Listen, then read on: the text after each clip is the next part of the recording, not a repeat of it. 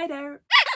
Today we are talking about the upcoming summer releases because we are halfway through May and the summer months for me are June, July and August, and I am looking forward to several books, and those are the ones that I'll be talking to you about. Of course there will be a lot more new releases, but these are the ones that I'll personally be focusing on, and hopefully they might catch your attention as well. Let's start off with books that will be released in June. So the first book that I'm expecting is called Land, and it's by Maggie O'Farrell. Now in 2024, Hamnet by Maggie O'Farrell was my favorite book that I read that year.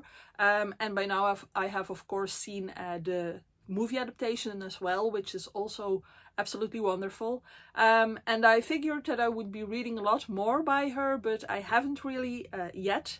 Although I have the Marriage Portrait somewhere on these shelves, but I haven't gotten to it yet. But Land is coming out now, and let me just read you the premise. On a windswept peninsula stretching out into the Atlantic, Thomas and his reluctant son Liam are working for the Great Ordnance Survey project to map the whole of Ireland.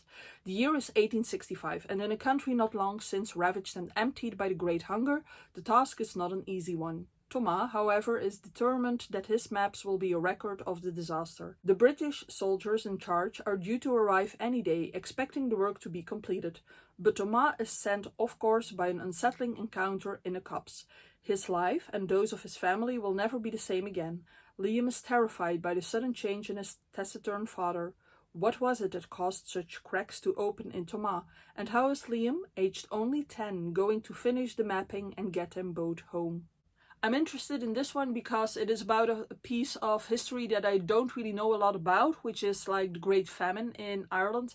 And because we will probably have the perspective of this 10-year-old boy and his father, I'm not sure what will be happening to get his father off the rails necessarily. But I am curious to find out because as you know from Hamnet, Maggie O'Farrell does this children's dynamic really well. So yeah, I'm curious about this one, and I actually have really high expectations. So I'm quite curious if she can give me what I want from this book. Another book that is coming out on the 2nd of June is The Unicorn Hunters by Katherine Arden. Now I have a trilogy somewhere in here by Katherine Arden that I haven't read yet. I believe the first one is called The Bear and the Nightingale, but I have heard great things about it, and I'll read the premise of The Unicorn Hunters. Anne of Brittany was a child when her realm was invaded, her home besieged, and her royal father driven to his death. Now her treasury is empty, her land occupied by her enemies, and she is ordered, under the threat of renewed war, to become queen of her conquerors and marry the King of France. This marriage means her country's annexation, but Anne promised her father that Brittany would never be conquered. Defiantly, she betroths herself in secret to France's greatest enemy. But in a world where courts may spy on each other by magic, there is only one way to solemnize this illicit union. Anne takes her court deep into a legendary forest where the court diviner's skill cannot reach. The world thinks they are only a hunting party, coursing after unicorns, but that is a lie, a trick, a feint. No one in living memory has seen a unicorn.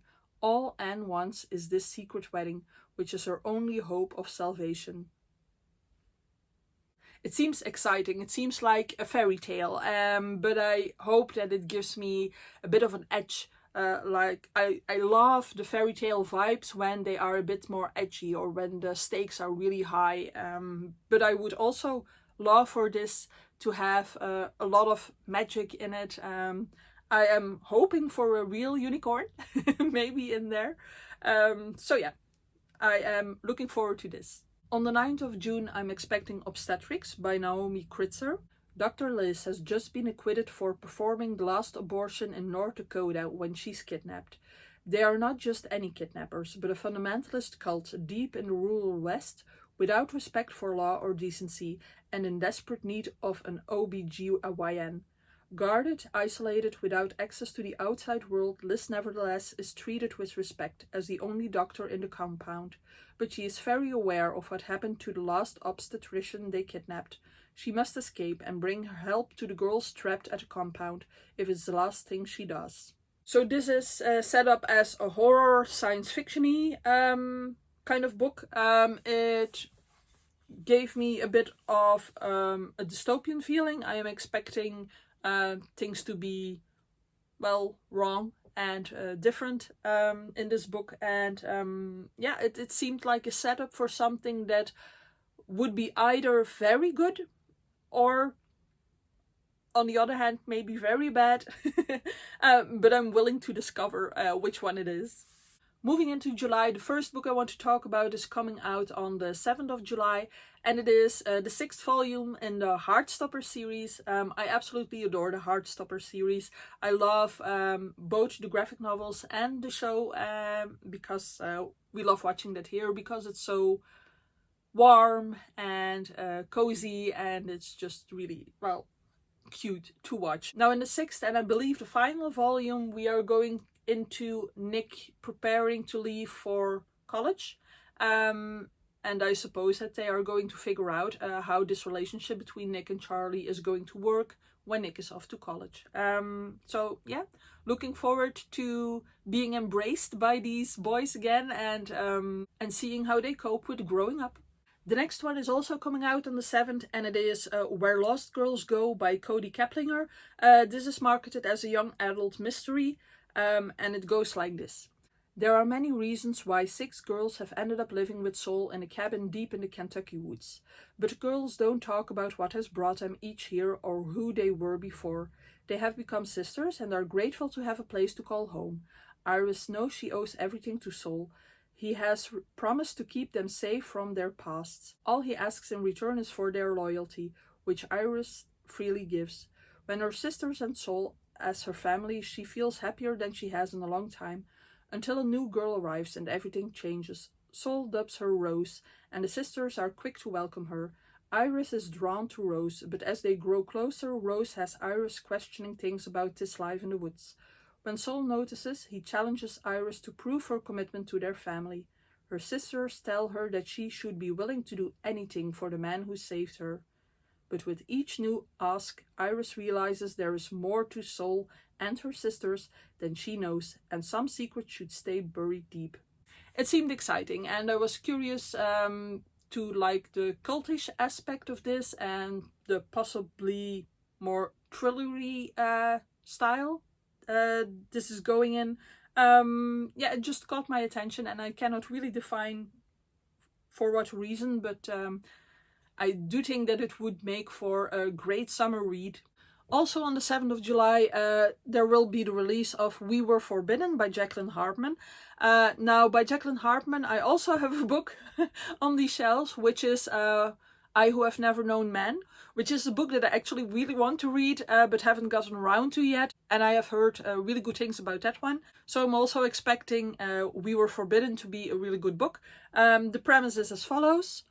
Wandering the forest in the wake of some unfathomable war, a woman and her fellow survivors are forbidden from leaving its boundaries or pausing in their march through its strange depths. As part of her rigid schooling, a teenage girl is barred from questioning the dogma she is taught to believe. Her punishment for doing so will be as disturbing as it is disproportionate. Locked in a loveless marriage, a young woman satisfies her husband's desires, twice weekly as directed. She has not yet thought to pursue her own. In varying ways and across varying worlds, each of these women are trapped. Do they have the will to escape? I'm sensing a theme here in the books that I am choosing or looking forward to. They are all about women that are stuck maybe in wrongful situations. I don't know what it says about me. I'm fine. I'm doing fine. Yeah. And then on the 28th of July, I am expecting Sea of Charms by Sarah Beth Durst, which is the 3rd book in the series that started with The Spell Shop. And then I read The Enchanted Greenhouse.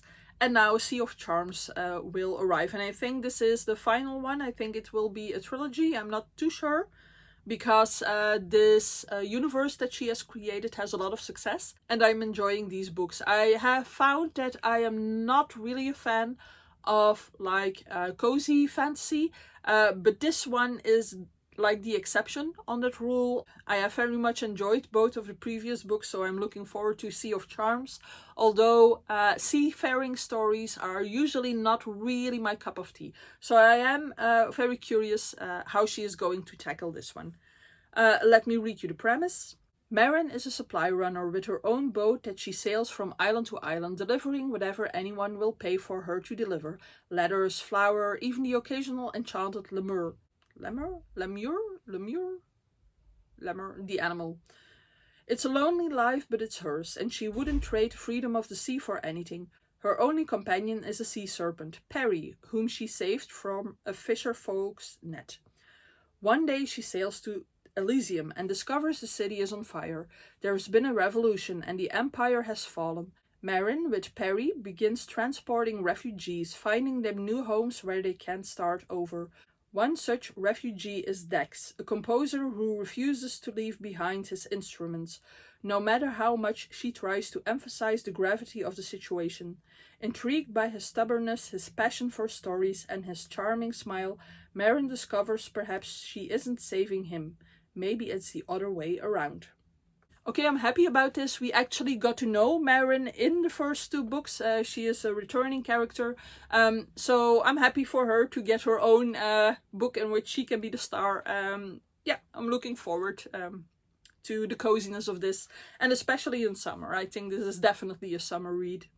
Moving into August, the first book I'm talking about is coming out on the 4th of August, and it is The Lion and the Deathless Dark. Now this one is another installment in the series that I have over here, if you can see it, by Carissa Broadbent. These are the Crowns of Naxia novels, but I haven't read any of them yet. So I know that they are about these vampire clans, and then she each time, I think, writes a duology on a certain clan. I'm not too sure about that. All I know is that one of my friends who loves these kind of books highly recommends me to read them. So I just keep collecting them. So if I like draw them from the series jar, I can just read everything that came out. Well, hopefully. And then the last book that I want to mention is coming out on the 25th of August, and it's called The Silent Appeal by Janice Hallett. Now, I have read The Appeal by Janice Hallett, which is this detective story in which you get all your information through text messages, transcriptions of phone calls and emails.